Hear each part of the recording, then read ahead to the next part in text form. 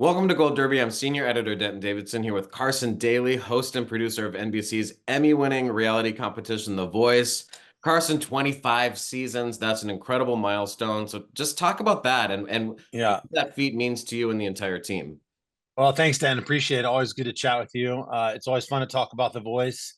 The first thing that just comes to my mind, since I'm kind of one of the OGs, I think I'm one of the, well, on air, I'm the only one that's been there from day one, and even going back to the early conversations that was around the holidays in 2011 when we first started talking about putting another singing competition on network television. I was part of those conversations. So as I, just look back at the last 13 plus years, and it's pretty amazing, just the staying power of a show like this. I mean, the way that the world has changed, the way that television has evolved and content has changed, and it's been spread out. There's so many more options. It almost makes your batting average even harder to have a show that has such longevity. So just the sheer, like, not to mention scale and scope of a show like The Voice on a network that is, just a massive scaled show. The fact that that could have stayed on for so long and really held a high level of quality. I mean, those are the things that come to mind as I think back on 25 seasons. And so much recognition from the Emmys as well. 4 wins for the show and you personally as a producer, 76 total, including all the tech departments. The lighting teams won some. What does that recognition mean for a team like that? As a producer, talk about what Emmy nominations can really do to help a series. They mean a tremendous amount. And to anybody watching that just doesn't have an inside track on, winning an Emmy or being nominated for an Emmy, and people who might think it's all superfluous or just, sort of an ego, it's really not. It's incredibly important for the men and women that, you never see on television. That is who makes the show. So when you see my face or you see our coaches who are, A-level musicians, they're familiar faces, and we get a lot of the kind of credit, and we're, in articles, and we're talked about, but, we don't, well, I mean, I do a little bit, but like by and large, we have such a small amount to do with the totality of the quality of the television show that people are viewing. I mean, it really is. So if you get nominated for an Emmy, I mean, that's such a, it makes us so happy as producers because there's people getting credit for the hard work that they do. When I'm putting on a suit or somebody's putting makeup on me and making me look, sort of perfect on television, there's hundreds of people behind me that are doing all of the real work. We put on like a mini Grammys or VMAs every Monday night when we're live. I mean, it's incredible, like what our team can do, what the crew does in a 2 minute, 3 minute commercial break, what Paul Markovich and the Voice Band does, what our editors do from when we shoot the blinds. I mean, if you were there to watch us shoot the show when we were not live, and then you see the end product on TV, I mean, there's a huge gap that has taken people out hundreds of hours to edit and make us all look good. Lighting, I mean, all of those departments. And when they get recognized for their work, it makes us so happy. It's not for us; it's really for them. The Voice is the ultimate family after 25 seasons. A lot of people have stayed on. If you want to see a good, stable TV show, just look at the turnover rate of its people. We have a lot of the same people that have been there from the get go. I think that speaks volumes to the kind of character of who we are as a group, and they just deserve it. I mean, they're just deserving people who work really freaking hard and don't get the respect that they deserve. And it doesn't apply to you or your show because you have great ratings, but Emmy recognition can also save a series. I mean, there's been shows that Oh yeah, only remain on the air because of their award recognition. for But sure. for you, what is the most important element in keeping an audience returning season after season and maintaining that audience? Well, I mean, you just want to continue to do quality work. I mean, I think no matter what you do for a living, even if it's in television or not, I think as humans, we all just have this innate sense of pride, right? We wake up and we want to, whatever we put our feet on the ground to go do that day. It could be drive a bus, it could be do an operation, it could be teach a child, it could be serving our country, whatever your line of work is. I think there's an innate sense people have pride, and we're the same way. I mean, I know I am, and when a season ends on a TV show and we all go back to work, it's like, how can we do that again? How can we be better? And there's a great sense of pride when people, continue to watch your show um, and voice that they like it and are moved by it and are inspired by it. Um, that's really important to us. And certainly, yeah, getting an Emmy nomination, look, for us, I mean, to be honest, I mean, American Idol was such the trailblazing footprint for a singing competition show. You know, when we started The Voice, people thought we were nuts. It's like, we don't need another singing show. I mean, Idol's probably running its course by now. This is back, over 10 years ago. And sure enough, us winning an Emmy early on and then winning 4 Emmys, in the first 8 years of the show being on, bought us so much internal credibility as a show that wasn't just about how many millions of people watched it, but had this real sense of credibility. And that authenticity was something that we really was important to us as a music show. So yeah, I mean, just going back to what you mentioned about what an Emmy nom or certainly a win can do for a series. Not only can it save a series, it can sustain a series. I think we're proof of that. And it also continues to keep that bar up high that we strive for. And the coaches definitely bring interest and intrigue. And since Blake's departure, you've now had a couple seasons with Reba McEntire. She's Yeah. one thing that's a little different in those first years when you had like Blake, Adam, CeeLo, and Christina. They were still pretty young. I mean, they were definitely successful and established. Yeah. But Reba's really sort of the first kind of legend, I Mm. guess, status that you brought back. What what about her made you kind of pull that trigger? And does that sort of open the door now for you know share or I mean Right. the options are limitless now, really. Yeah. Yeah. Cher said no, but no, I'm kidding. So Denton, two things about two schools of thought on the coaches and longevity and coach selection at this point of the long run of the show. First, when panels changed over back in the day, it was like a sign of trouble. If there was a judge on one of these shows, that if Paul Abdul left Idol, the headlines would be, "Oh my God, Idol's in trouble." We signed on to like the Iron Chef mentality. We knew the minute we were going to employ for very current A-list music stars that they were going to have to tour, they were going to leave. And so we leaned into the idea that revolving chair, which at many years ago would have been deemed a bad thing, we leaned in. We thought that was a great opportunity for us to freshen up the show. And so just having 25 plus coaches now, all in different genres of music over the years, is now a strength of the show. That's one thing. So the revolving chair thing is now a big cool thing about the show, not a detriment. Yeah. Number two, the biggest hurdle that this show has ever had to endure is try and succeed in a post Blake Shelton world. He was the least known star when we started, yet ironically got the biggest bounce of the success of the show and left the biggest star of anybody on the panel. Arguably will go down as one of the biggest stars in the history of NBC as a network. As a TV star, I mean, The Voice is really part sitcom, described as hidden as a singing competition. And a lot of that's because of the personality of Blake and Adam and really Blake in general. I mean, he's been sort of at the epicenter of our paneling. So in a post-Blake world, that's where Reba comes in. We obviously lost a big country coach. And so Reba had been on the show before. We're such a family-oriented show. It's really, I mean, from Kelly's management world to Blake's management, there's a lot of sort of it's a small world. Reba's in that world too. So we all got to know Reba before she was a coach, just personally, from being around The Voice. And then obviously getting her to agree to do the show and her coming on with such credibility and being so eager and willing to, want to mentor artists and also, be the queen of country.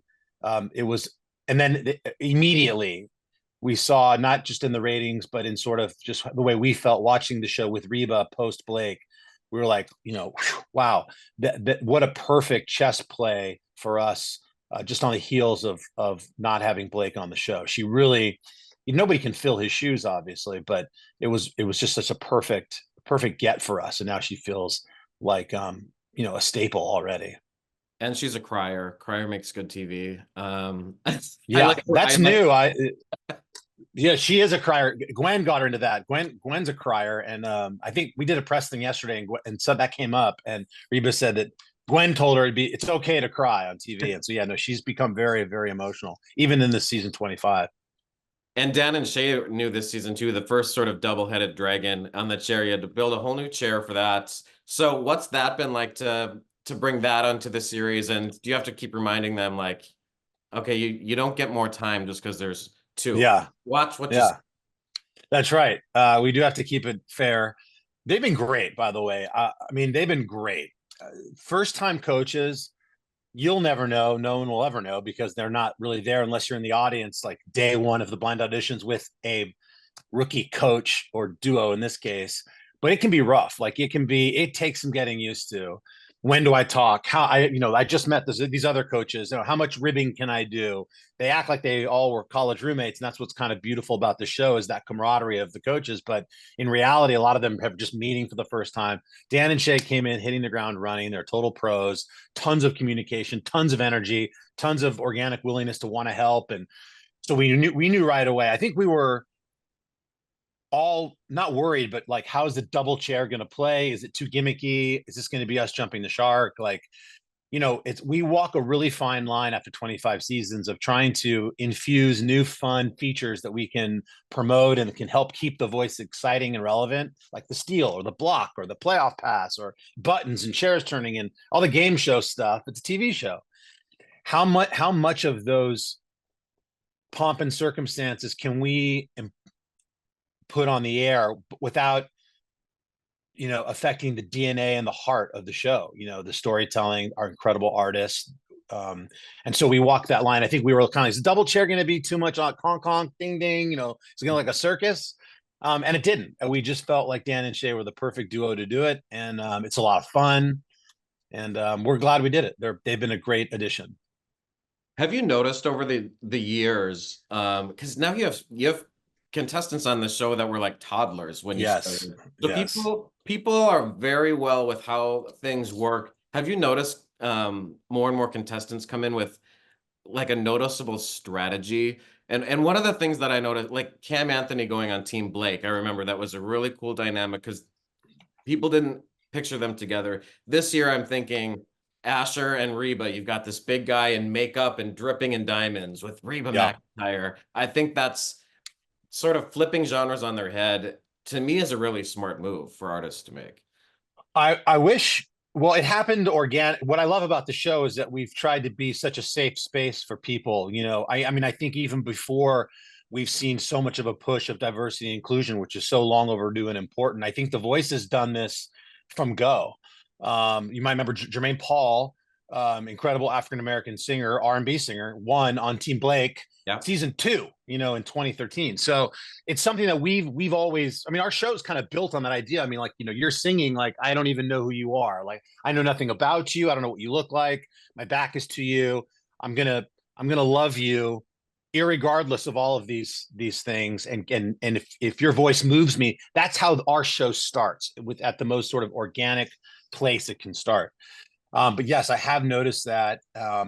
I love that. I mean, I love watching Asher on Team Reba because people watching might have this stereotype or sort of think like, wow, what has happened here? But she's so moved by Asher, and it's been so beautiful to watch. And that's exactly what we need more of. And I love the show provides that space. I don't see it yet as a conscious play by the artist to come on and go, okay, like I'm a big female pop, big voice. People think I'm going to go for Kelly Clarkson, and I'm going to go for Chance the Rapper. I'm going to flip things. I don't see too much of that like on purpose as far as a strategy from the artist side yet, but possibly I do see we've lowered the age to 13 now for contestants, and so you do get people who are like literally born our first year, which is incredible. I can't imagine me being 13 on national. No, I know. It's I so know. Me neither. crazy. What's the craziest stuff that happens to you behind the scenes that you have to make sure you're managing live as a host that, makes you the most nervous? Well, I mean, I love being live, obviously. It's my radio background and, TRL and the Today Show. And kind of everything I do is just, I'm a small sort of extension of, this guy talking right now. I prefer everything to be live. So I love when the live shows start. The difficulty, if there is such a thing for my job, certainly happens when we're live, as far as keeping the show on the air into time. And I sort of have to have an understanding, almost like a quarterback, in the sense that the quarterback has to know all the blocking assignments and the routes. He has to have this sort of omnipotent knowledge of what everybody's doing in order to do his job. And that's sort of similar with me. When we're live, I have to know kind of where everybody's standing, and chyrons have to match. People have to be on the right marks. I wear an IFB and interact with the control room and the truck to, for information's sake and for timing and all that kind of stuff. So the traffic cop nature of my job, when it's live, is a lot of fun. And I get nervous about timing sometimes. We do this instant save on Tuesday nights that's flying with no net. I mean, it's a live save. I mean, you don't even see that on TV too much, as far as, is the technology working in a 5-minute window of a real time. We are deciding the fate of the show, and I get told the winner's name in my ear, live on TV. Now, there could be interference in the building that day. Sometimes it's, and I'm like, oh my God, I'm expecting my kind of Steve Harvey moment of saying a wrong name for whatever reason. So that stuff makes me nervous on the lives. When we're not live, all the other stuff, I mean, I really love being with the families when their loved ones are auditioning. I just like to make them feel at home, because look, 90% of the people, 99% of the people are in Burbank in a lot, in a soundstage, and they're out of their comfort zones. They've flown into the airport, and we have them, sequestered in a hotel. And I really enjoy the opportunity to try and put families sort of at ease and make them feel welcome to to the set and to that day and whatever, just to make them feel good. But all that stuff gets edited, so they always present, all that stuff in a good light. But there are a lot of, there's a lot of heavy moments. People get really, their loved ones are out there for 90 seconds, and for some reason a chair doesn't turn. There are people that it's like a funeral. I mean, it's really, I feel like I've said before, kind of like a clergyman. Like I'm 1 minute I'm, you may kiss the bride, a chair turns and there's this joyous moment. And another minute, it's like, I'm consoling folks. So there's a lot of high highs and low lows, but I think that's kind of a good job for me to have. Yeah. TRL was a pretty good training ground, I imagine, for that. Oh yeah, for sure. It's been 25 years. It's the 25-year anniversary since the Millennium album from Backstreet Boys, and they had a TRL release party takeover. I think your life was threatened at one point by one girl on. Yes. So, yes. And I'm going to bring her in now to surprise you. No, I'm just kidding. No, it wouldn't surprise me. She probably still harbors. She's probably still pissed off at me. I'll never forget that. Remember about those TRL days, and do you remember that Backstreet Boy Millennium party? What was that? I love it. Denton, I mean, those are like the formidable, like those are the best days ever. I look at them like people remember their high school prom or spring breaks. I mean, it was just part of my life. It was so fun. And they were larger than life. I mean, Backstreet Boys, I mean, what do I remember about that? I mean, I think they had like a 747 and like went around the world and ended up in Times Square and took fans with them. And I remember and I forgot the fanatic Backstreet fan, Tiffany, I think was her name, screaming at me when we were playing that stupid little game show of NSYNC versus Backstreat Boys. And you stay out of it, Carson. She was so pissed. But I mean, I have such fond memories of that time, and how not only grateful I was to just sort of have that job. And it was just fun. All of it was innocent fun. And I don't know. I love the mix of one day, just Juvenile being on, and the next day Marilyn Manson being there, and the next day the Backstreet Boys being there. I loved that pot that was so multi-genre, because I love music so much personally. I genuinely liked so much of that music, even the pop stuff. And coming from a K-Rock in Los Angeles, more of an alternative rock background, I really just loved so much of that music. And those days were so fun. Yeah. Well, it prepared you well for this. And as we move on, are there any more twists or turns? I mean, you came up with the steal, you came up with the save. Do you feel good about that? Maybe you need a Carson Daly save. I've pitched that, and I think I'm dead serious. I want that like from AGT as like a golden button. Yeah. Because sometimes the way we shoot is really kind of, I think, where we miss people. I think people get missed. They fall. I mean, it's just inevitable. 115 people, let's say, audition, and we can only take teams of 10 times 4, 40 or whatever. There's math involved, and I've always, every season, it seems like there's some incredible artist that I want to save so bad, but I don't think it falls into the purview of the rules for the show. So I think I'm shit out of luck as far as that's concerned. But, um, listen, I mean, less and less people are watching network television. I mean, you guys probably know this better than anybody. It is a challenge to, produce this many hours of primetime network television, this many seasons in, and keep it fresh and keep it exciting and keep the numbers as high as humanly possible. And um, and without completely ruining your identity, without just, there's a razor thin line, Denton, between like a really genius idea and an absolutely terrible idea. Like just an awful, that is the dumbest thing I've ever seen. It's like they're really neck and neck. I mean, when we first thought about these chairs in the Netherlands version of The Voice, which is where we got the format from, it was on in Holland in 2010. And Holland has 1 million people, it's a country of 1 million people, and it had Idol, and it had X Factor, and it had The Voice. It had 3 singing competitions in a very, very small market. And their battle, and The Voice won. The Voice was beating these other shows, and that's kind of what poked our head about taking this format to the States. Their battle rounds were done in a real UFC style like cage. We almost, when we were tweaking the show for America, it was like what stays, what goes. Big red chairs turning around, Captain Kirk chairs. God, that's a little cheesy, but like that's the show. We got to do the chairs. I don't know if we need to have the mic drop like in a boxing match with the actual ropes and like they took the battle themes, so we sort of mellowed out on that. But like as we sit here now and talk about, new ways, we're trying to do a whole different round of the show. Like, maybe the knockouts are something different, or the battle, that middle part of the show. Could there be revolving rounds that come and go? So we're kind of still talking about that, but it's really hard to do because you don't want to mess with what works, but you do have to have the courage creatively to just keep pushing the envelope and evolving as a TV concept. Well, it's worked for 25 seasons, going strong. And if anyone's wondering why we're not mentioning the finale, it's because we're recording this as he's heading to a long night, I'm sure, recording Yeah. season 25 finale. So congratulations on keeping this show running smooth for 25 seasons and counting. Thanks, Denton. And best of luck to you and the entire team at this year's Emmys.